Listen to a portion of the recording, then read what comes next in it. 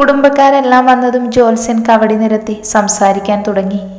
തറവാട്ടമ്മേ, ഞാൻ ആദ്യമേ പറഞ്ഞിരുന്നു ഇവിടേക്കൊരു അപശകനം കടന്നു വരുമെന്ന്. അത് വന്നു കഴിഞ്ഞിരിക്കുന്നു.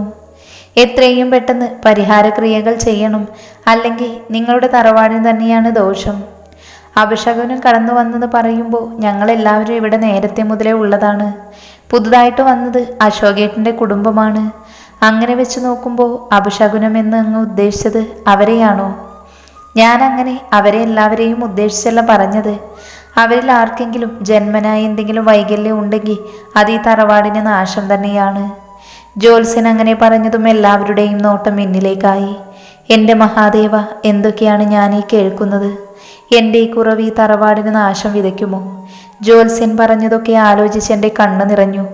എഴുന്നേൽക്കടോ!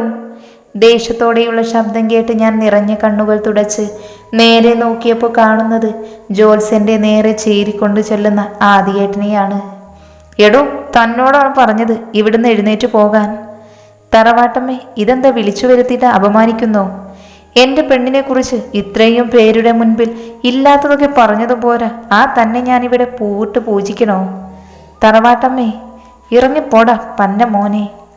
ജോത്സ്യൻ്റെ കഴുത്തിന് പിടിച്ച് വെളിയിലേക്ക് തള്ളുന്നതിനിടയിൽ വലിയച്ഛനും കൊച്ചച്ഛനും തടയാൻ ശ്രമിക്കുന്നുണ്ടെങ്കിലും കൂടുതലും പരാജയപ്പെടുകയാണ് മനസ്സിലായതോടെ മുത്തശ്ശി പപ്പയ്ക്ക് നേരെ തിരിഞ്ഞു. അശോക്, ആദ്യം പിടിച്ചു മാറ്റാൻ നോക്ക്. അവൻ ചെയ്തതിൽ തെറ്റൊന്നും ഞാൻ കാണുന്നില്ലമ്മേ.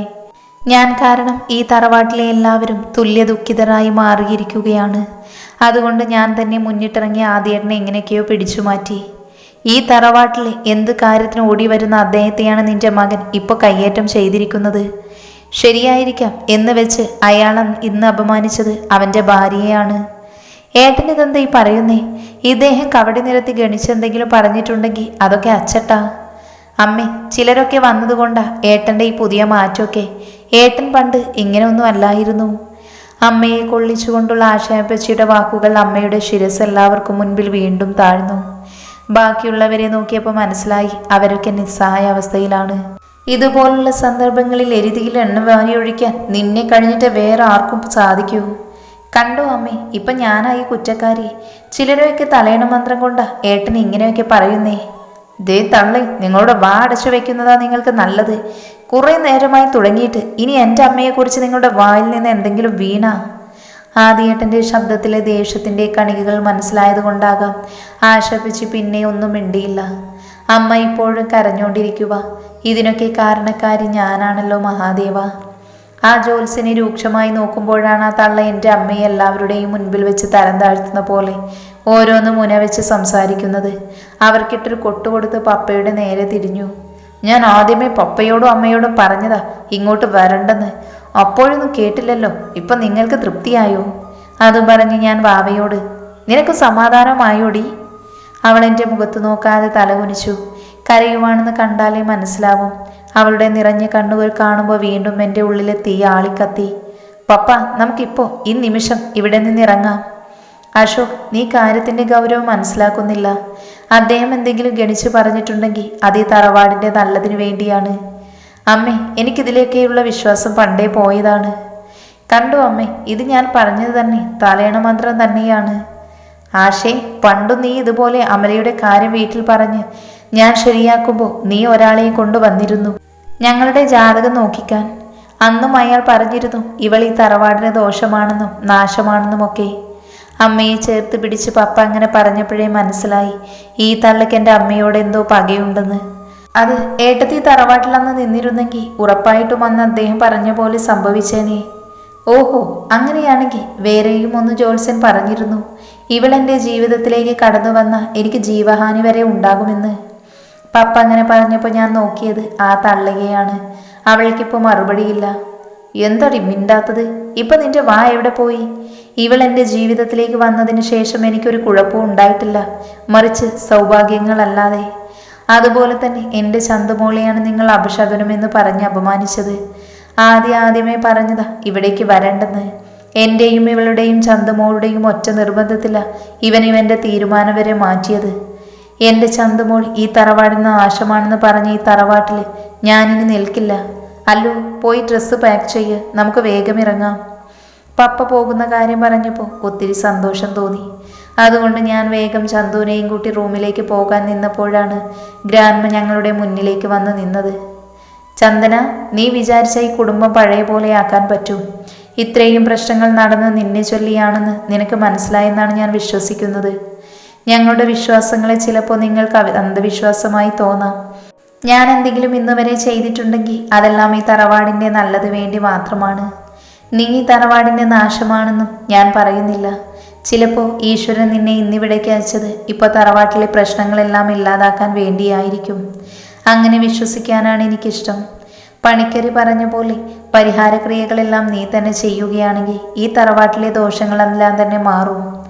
ആദ്യമായിട്ടാണ് മുത്തശ്ശി എന്നോട് സംസാരിക്കുന്നത്, അതും എന്നോട് യാചിക്കുന്നത് പോലെ. മുത്തശ്ശിയുടെ ഈ വാക്കുകളെ എങ്ങനെയാണ് നിരസിക്കുന്നത്? വാവേ, നീ സമയം കളയാതെ വന്നേ. ആദ്യേട്ടൻ പോകാനായി ധൃതി കാണിച്ചതും ഞാൻ മുത്തശ്ശിയുടെ കൈകളിൽ പിടിച്ച് സമ്മതമെന്ന രീതിയിൽ തലകുലുക്കി. മുത്തശ്ശിയുടെ മുഖം ഇപ്പോൾ തെളിഞ്ഞിട്ടുണ്ട്. വാവേ. ആദ്യേട്ടൻ്റെ ആലരിച്ച തറവാടിനെ തന്നെ പിടിച്ചു കുലുക്കി. ഇങ്ങോട്ട് വാടിപ്പുല്ലേ. എന്നെ പിടിച്ചു വലിച്ച് ആദ്യേട്ടൻ കൊണ്ടുപോകാൻ നോക്കിയെങ്കിലും ഞാൻ ആദ്യേട്ടൻ്റെ കൈ എന്നിൽ നിന്ന് അടർത്തി മാറ്റി കണ്ണുകൾ കൊണ്ട് യാചിച്ചു. എൻ്റെ കണ്ണിലെ നീർത്തിളക്കം കണ്ട ആദ്യേട്ടൻ ഒരു നിമിഷം എന്നെ നോക്കിയിട്ട് ദേഷ്യത്തിൽ തറവാടിന് വെളിയിലെ പൂച്ചട്ടികളെല്ലാം കാലുകൊണ്ട് ചവിട്ടിക്കളഞ്ഞ് വണ്ടിയുമെടുത്ത് എങ്ങോട്ടോ പോയി. പിന്നീട് ആ ജോത്സ്യൻ ഞാൻ ചെയ്യേണ്ട കാര്യങ്ങളൊക്കെ പറഞ്ഞു തന്നു. 3 ദിവസത്തെ വ്രതം. ആ 3 ദിവസം വെളുപ്പിന് 4 മണിക്ക് എഴുന്നേറ്റ് ക്ഷേത്രത്തിൽ പോകണം. ആദ്യ ദിവസം ക്ഷേത്രകുളത്തിൽ മുങ്ങി ഓരോ പൂജയൊക്കെയുണ്ട്, അതെല്ലാം ചെയ്യണം. രണ്ടാമത്തെ ദിവസം 25 പ്രാവശ്യം ക്ഷേത്രത്തിന് ചുറ്റും ശയനപ്രദക്ഷിണം ചെയ്യണം. 3-ാമത്തെ ദിവസം ക്ഷേത്രകുളത്തിൽ 101 പ്രാവശ്യം മുങ്ങണം. ജ്യോത്സ്യൻ അത് പറഞ്ഞു കഴിഞ്ഞതും എന്നെ നോക്കി. ആ നോട്ടത്തിൻ്റെ അർത്ഥം മനസ്സിലായതുകൊണ്ട് ഞാൻ അത് ചെയ്യാമെന്ന രീതിയിൽ തലയാട്ടി. തറവാടിന് പിറകിലായി ഒരു പശുത്തൊഴുത്തുണ്ട്. അവിടെ 4 പശുക്കളുണ്ട്. പിന്നെ ഒരു പശുക്കിടാവും. ഞാൻ പശുക്കിടാവിൻ്റെ അടുത്ത് ചെന്ന് അതിനെ തലോടി ഉമ്മയൊക്കെ കൊടുത്ത് കുറച്ച് മുൻപ് നടന്ന കാര്യങ്ങളൊക്കെ ഒന്ന് ആലോചിച്ച് അവിടെ തന്നെ ഇരുന്നു. ഇനിയിപ്പോൾ ആദിയേട്ടൻ ഭയങ്കര ദേഷ്യത്തിലായിരിക്കും. ആ സമയത്ത് ആദിയേട്ടൻ്റെ വാക്കുകളെ കേൾക്കാതിരിക്കാനേ എനിക്ക് പറ്റിയുള്ളൂ. കാരണം മുത്തശ്ശി പറയുന്നതൊക്കെ അവഗണിക്കാൻ എന്നെ കൊണ്ട് സാധിക്കില്ലായിരുന്നു. ആ, നീ ഇവിടെ ഉണ്ടായിരുന്നു. പൂമ്പാറ്റ പറഞ്ഞു നീ ഇവിടെ കാണുമെന്ന്. ഓരോന്നൊക്കെ ചിന്തിച്ചിരിക്കുന്നതിനിടയിലാണ് ശ്രേയ ചേച്ചിയും രേവതി ചേച്ചിയും ചിത്തു ചേച്ചിയും പൂമ്പാറ്റയുമായി കടന്നു വന്നത്. പൂമ്പാറ്റ എന്നെ കണ്ടതും എൻ്റെ മടിയിലേക്ക് ചാടി. എന്നാലും നീ എന്തൊരു പണിയാ പെണ്ണെ കാണിച്ചു കൂട്ടിയത്? ആ കള്ള ജ്യോത്സ്യൻ എന്തെങ്കിലും പറഞ്ഞെന്ന് വെച്ച് അതൊക്കെ അപ്പാടെ അനുസരിക്കേണ്ട ആവശ്യമൊന്നും ഇല്ലായിരുന്നു. സത്യം, അപ്പച്ചി എന്തെങ്കിലും കാണാതെ ആ കള്ള ജ്യോത്സ്യനെയും കൊണ്ട് ഇങ്ങോട്ട് വരില്ല. എന്നാലും നിന്റെ കെട്ടിയവന് സമ്മതിച്ചിരിക്കുന്നു. എൻ്റെ അമ്മയുടെ വാ വരെ ഒരു നിമിഷം കൊണ്ടല്ലേ അടപ്പിച്ചത്. മുത്തശ്ശൻ മരിക്കുന്നതിന് മുൻപ് അപ്പച്ചിയെ വിഷമിപ്പിക്കുന്നതൊന്നും പറയുകയോ ചെയ്യുകയോ അരുതെന്ന് മുത്തശ്ശിയോട് പറഞ്ഞേൽപ്പിച്ചിരുന്നു. അതുകൊണ്ട് അപ്പച്ചി മറ്റുള്ളവരെ വേദനിപ്പിക്കുന്ന തരത്തിൽ എന്തെങ്കിലും പറഞ്ഞാലും മുത്തശ്ശി ഒന്നും മിണ്ടിയില്ല. എന്നാൽ നേരെ തിരിച്ച് അപ്പച്ചി ആരെങ്കിലും എന്തെങ്കിലും പറഞ്ഞാൽ മുത്തശ്ശി പിന്നെ വെറുതെ ഇരിക്കുമില്ല. ഇതിപ്പോൾ ആദ്യമായിട്ടാ നിന്റെ കെട്ടിയവൻ അപ്പച്ചിയെ വഴക്ക് പറഞ്ഞിട്ട് മുത്തശ്ശി ഇങ്ങനെ മിണ്ടാതിരിക്കുന്നേ. എന്തിനേറെ പറയുന്നു, എനിക്കും ഇവൾക്കും എത്രയെത്ര നല്ല ആലോചനകൾ വന്നതായിരുന്നു അറിയാവോ. അതൊക്കെ അപ്പച്ചി ആ ജോത്സ്യനെ കൊണ്ട് വന്ന് ദോഷമാണ് മറ്റേതാണെന്നൊക്കെ പറയിപ്പിച്ച് മുടക്കിപ്പിച്ചു. ശരിയാ. അതേ മക്കളെ, മതി. നിങ്ങളുടെ കെട്ടിയവന്മാരൊന്നും ഇവിടെ ഇല്ലാത്തത് നന്നായി. ഈ പറഞ്ഞതൊക്കെ ആനന്ദ് ചേട്ടനും പ്രശാന്ത് ഏട്ടനും കേട്ടിരുന്നേ. ഇപ്പം നിങ്ങളുടെ തലയൊന്നും ഇവിടെ കാണില്ലായിരുന്നു. ഓ, ആയിക്കോട്ടെ. അച്ഛ വരുമ്പോൾ ഞാൻ അമ്മയുടെ മനസ്സിലിപ്പോൾ അഞ്ഞു കൊടുക്കും. പൂമ്പാറ്റ അവരെ സംസാരിക്കുന്നതിൻ്റെ ഇടയിൽ കയറി അങ്ങനെ പറഞ്ഞതും ഞാൻ അറിയാതെ ചിരിച്ചുപോയി. ഡീ കള്ളിപ്പെണ്ണെ, നീ ഞങ്ങൾ പറയുന്നതൊക്കെ കേട്ടുകൊണ്ടിരിക്കുവായിരുന്നു അല്ലേ? ചിത്തു ചേച്ചി അതും പറഞ്ഞ് അവളെ ഈക്കിളിയിട്ടതും അവൾ കുലുങ്ങി ചിരിച്ചു. അത്രയും നേരം അവരുടെ കളിചിരികൾ മുഴുകിയിരുന്നതിനാൽ മനസ്സിലുണ്ടായിരുന്ന വേദനയൊന്നും അപ്പോൾ കടന്നു വന്നില്ല. ഗ്രാൻഡ്മ പറഞ്ഞതൊക്കെ വാവ സമ്മതിച്ചപ്പോൾ എവിടുന്നൊക്കെയോ കലിപ്പ് കയറി വന്ന് അവക്കിട്ടൊന്ന് പൊട്ടിക്കാൻ തോന്നി. ഇനിയും അവിടെ നിന്ന് ശരിക്കും അവളെ ഞാൻ വേദനിപ്പിക്കുമെന്ന് തോന്നിയത് കൊണ്ടാണ് ഞാൻ വേഗം കാറുമെടുത്ത് പുഴവക്കിലോട്ട് വന്നത്. നാശം, ഏതു സമയത്താണോ ഇങ്ങോട്ട് കെട്ടിയെടുക്കാൻ തോന്നിയത്? ആ ആശത്തള്ളയ്ക്ക് എന്തിൻ്റെ സൂക്കേടാ. ഇവിടെ വന്നപ്പോൾ തൊട്ട് കാണുന്നതാ വാവയെയും അമ്മയെയും എന്തെങ്കിലും പറഞ്ഞ് കുത്തി നോവിക്കുന്നത്. ശരിക്കും അവരുടെ പ്രശ്നം എന്താ? തള്ളയെ തല്ലിക്കൊല്ലാനുള്ള കലിപ്പുണ്ട്. പപ്പയുടെ പെങ്ങളായി പോയി ഇല്ലായിരുന്നേൽ. പെട്ടെന്ന് ഫോൺ റിങ് ചെയ്തപ്പോഴാണ് ഞാൻ ചിന്തകളിൽ നിന്ന് വെളിയിലേക്ക് വന്നത്. പപ്പയായിരുന്നു വിളിച്ചത്. പെട്ടെന്ന് വീട്ടിലേക്ക് വരാനായിരുന്നു. പപ്പയ്ക്ക് എന്നോടെന്തോ കാര്യം പറയാനുണ്ട്. പിന്നെ അവിടെ നിന്നിട്ട് വലിയ പ്രയോജനമില്ലാത്തത് കൊണ്ട് വണ്ടിയെടുത്ത് തിരിച്ച് തറവാട്ടിലേക്ക് പോയി. ഹാളിലോട്ട് കയറിയതും ആരെയും കണ്ടില്ല. ഞാൻ വേഗം പപ്പയുടെ റൂമിലേക്ക് പോയി. അമ്മ കട്ടിൽ ചുരുണ്ടുകൂടി കിടപ്പുണ്ട്. ഒത്തിരി കരഞ്ഞെന്ന് തോന്നുന്നു. മുഖമൊക്കെ വീങ്ങിയിരിക്കുന്നു. ഇതൊക്കെ കാണുമ്പോൾ ആ ആശത്തളയപ്പോൾ തന്നെ തീയിട്ട് കത്തിക്കാൻ തോന്നുക. ഞാനും അമ്മയോട് ചേർന്ന് കിടന്നു. ആദി, പപ്പ ഒരു ചെയർ വലിച്ചിട്ട് കട്ടിലിൻ്റെ അടുത്തായി വന്നിരുന്ന് എൻ്റെ തലയിൽ തലോടി. നിനക്കെന്നോട് ദേഷ്യമുണ്ടോ മോനെ? ഇല്ല എന്ന് പറയുന്നില്ല, എന്നാലും ഉണ്ട്. ഏറ്റവും കൂടുതൽ ദേഷ്യം പപ്പയുടെ ആ പെങ്ങളില്ലേ, അവരോടാ.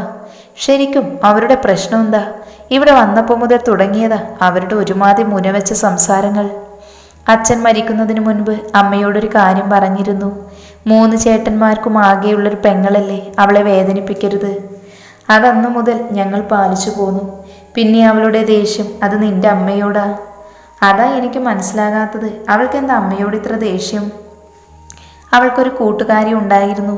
ആ പെണ്ണിനെ എന്നെക്കൊണ്ട് കെട്ടിക്കാൻ ആശ ഒത്തിരി ആഗ്രഹിച്ചിരുന്നു. ആ പെണ്ണിനെ എവിടെ വെച്ചോ കണ്ട മാത്രയിൽ ഇഷ്ടമായിരുന്നുവെന്ന്. അവളെ തൻ്റെ ഏട്ടത്തിയാക്കുമെന്ന് ആശ ആ പെണ്ണിന് വാക്കുകൊടുത്തു.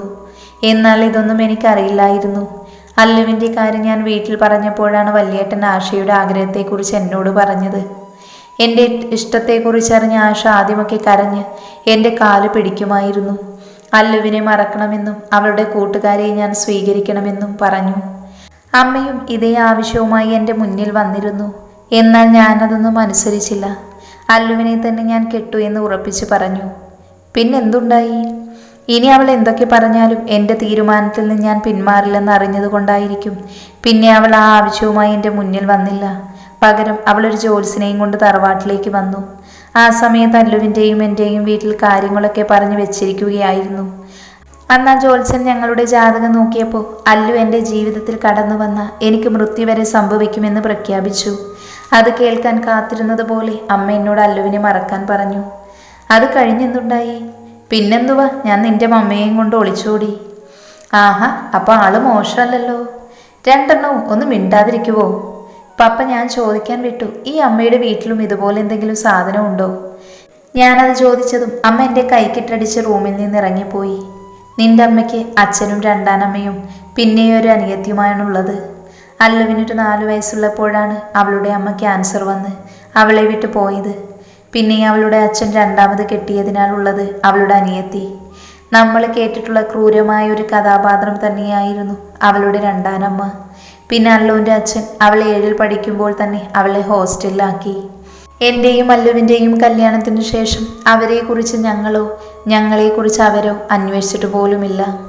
പക്ഷേ നിന്റെ അമ്മ അമ്പലത്തിൽ പോകുമ്പോഴൊക്കെ അവർക്ക് വേണ്ടിയും പ്രാർത്ഥിക്കും. പാവം. അതെ, നിന്റെ വാവയെ പോലെ തന്നെ ഒരു പാവമാവൾ. വാവയെക്കുറിച്ച് പറഞ്ഞതും ഞാൻ അത് കേൾക്കാൻ ആഗ്രഹിക്കാത്തതുപോലെ മുഖത്തിരിച്ചു. ആദി, നിന്റെ മനസ്സിലെ സംഘർഷം എനിക്ക് മനസ്സിലാകും.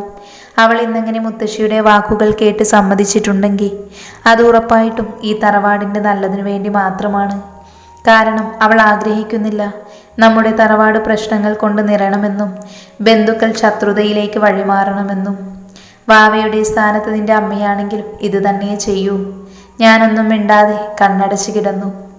ആദ്യേട്ടൻ തിരിച്ചു വന്നെന്ന് രേവതി ചേച്ചി പറഞ്ഞു. ഞാൻ റൂമിൽ പോയി നോക്കിയപ്പോൾ ആളവിടെയില്ല. താഴോട്ടിറങ്ങിയപ്പോഴാണ് അമ്മയെ കണ്ടത്. ആദ്യേട്ടൻ അമ്മയുടെ റൂമിൽ കിടക്കുകയാണെന്ന് പറഞ്ഞു. ഇവിടേക്ക് വരണ്ടായിരുന്നല്ലേ മോളെ? അമ്മ അങ്ങനെ ചോദിച്ചിട്ട് എൻ്റെ തലയിൽ തലോടെ അടുക്കളയിലേക്ക് പോയി. ഭക്ഷണം കഴിക്കാൻ നേരത്താണ് ഞാൻ ആദ്യേട്ടനെ കണ്ടത്. എന്നെ ഒന്ന് നോക്കുക പോലും ചെയ്തില്ല. കിടക്കാൻ പോയപ്പോഴും ഇതേ അവസ്ഥ തന്നെ. പൂമ്പാറ്റയുള്ളത് കൊണ്ട് ഞാൻ കരയാതെ പിടിച്ചു നിന്നു. വെളുപ്പിന് 4 മണിയായതും ഞാൻ എഴുന്നേറ്റ് അമ്പലക്കുളത്തിൽ പോയി ശുദ്ധിയായി പണിക്കര് പറഞ്ഞ പൂജയ്ക്കൊക്കെ ഇരുന്നു കൊടുത്തു. ചിത്തു ചേച്ചിയും കൂടെ ഉണ്ടായിരുന്നു. അപ്പച്ചി എന്തെങ്കിലും തരികിട പണി വല്ലതും ചെയ്യുമോ എന്ന് പേടിച്ചെൻ്റെ കൂടെ വന്നതാ. പൂജയുടെ ഇടയ്ക്ക് ഏതൊക്കെയോ ശ്ലോകം ചൊല്ലിത്തന്നു. അത് മനസ്സിൽ 500 പ്രാവശ്യം ചൊല്ലണമെന്നും പറഞ്ഞു. അതൊക്കെ കഴിഞ്ഞ് അമ്പലത്തിലെ പ്രസാദവുമായി തിരിച്ച് ഞങ്ങൾ തറവാട്ടിലെത്തി. റൂമിൽ വന്നപ്പോൾ ആദ്യേട്ടൻ കുളിച്ചിറങ്ങിയതേ ഉള്ളൂ. എന്നെ കണ്ടത് മുഖം തിരിച്ച് കണ്ണാടിക്ക് മുന്നിൽ നിന്ന് തല തുവർത്തുവായിരുന്നു. ഞാൻ ആദ്യേട്ടൻ എന്നെ നേരെ പിടിച്ചു നിർത്തി ആ നെറ്റിയിൽ ചന്ദനം ചാർത്തി. കുറച്ചു നേരം എന്നെ നോക്കി നിന്നെങ്കിലും പിന്നെന്തോ ഓർത്തതുപോലെ ഡ്രസ്സ് മാറി വെളിയിലേക്ക് ഇറങ്ങി. ആദിയേട്ടൻ്റെ ഈ അവഗണന എനിക്ക് സഹിക്കാൻ പറ്റുന്നില്ല. ഞാൻ എന്തെങ്കിലും ചെയ്യുന്നുണ്ടെങ്കിൽ അത് എല്ലാവരുടെയും നന്മയ്ക്ക് വേണ്ടിയാണ്. അതൊക്കെ ഒന്ന് മനസ്സിലാക്കിക്കൂടെ ആദിയേട്ടാ? ഹലോ, നീ പറഞ്ഞതുപോലെ എല്ലാം ഞാൻ ചെയ്തിട്ടുണ്ട്. ഇനി എന്താ പ്ലാന്? നാളെയല്ലേ ഷായന പ്രദക്ഷിണം? അതെ, എങ്കിൽ നാളെ തന്നെ ആദിയുടെ വാവയ്ക്ക് ഒരിക്കലും മറക്കാത്ത വിധമുള്ള ഷായന പ്രദക്ഷിണം ആയിക്കോട്ടെ. എനിക്കെന്തോ ഒരു പേടി. ആ ആദിച്ചക്കൻ എന്തെങ്കിലും അറിഞ്ഞ പിന്നെ അവൻ എന്നെ ജീവനോടെ വെക്കില്ല. ആ ചെറുക്കനാണെങ്കിൽ ആ പെണ്ണെന്ന് വെച്ച ജീവനാണ്. അപ്പോൾ അവൾക്ക് വല്ലതും സംഭവിച്ച അവൻ എന്നെ വെറുതെ വിടുവോ? നിങ്ങൾ എന്തിനാ ഇങ്ങനെ നെഗറ്റീവായി ചിന്തിക്കുന്നത്? നിങ്ങൾ പറഞ്ഞ ക്യാഷ് ഞാൻ നിങ്ങളുടെ അക്കൗണ്ടിലേക്ക് ഇട്ടിട്ടുണ്ട്. ഇനിയും കൂടുതൽ വേണമെങ്കിൽ ചോദിച്ചാൽ മതി. ബട്ട് അത് ഞാൻ പറഞ്ഞ ജോലി ചെയ്തതിനു ശേഷം മാത്രം. പിന്നെ ഒരു കാര്യം, അഥവാ പിടിക്കപ്പെട്ട ഞാനാണ് ഇതിൻ്റെ പിന്നിലെന്ന് നിങ്ങൾ ആരോടെങ്കിലും പറഞ്ഞാൽ പിന്നെ ഈ സാധിക ആരാണെന്ന് നീ അറിയും. ഞാൻ ചെയ്യാം. എന്നാൽ പിന്നെ ഞാൻ ഫോൺ വെക്കുക. ബൈ.